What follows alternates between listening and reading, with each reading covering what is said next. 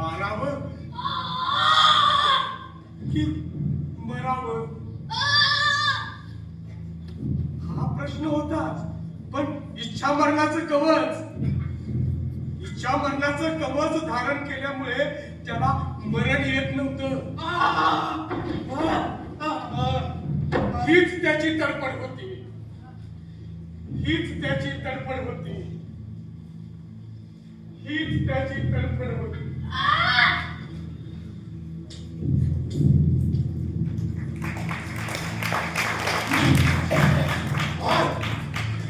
अर्जुन भाग, अरे आणखी बाण मार.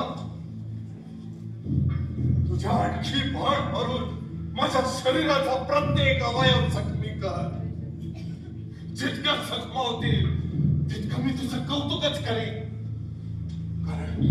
कारण तू तुझं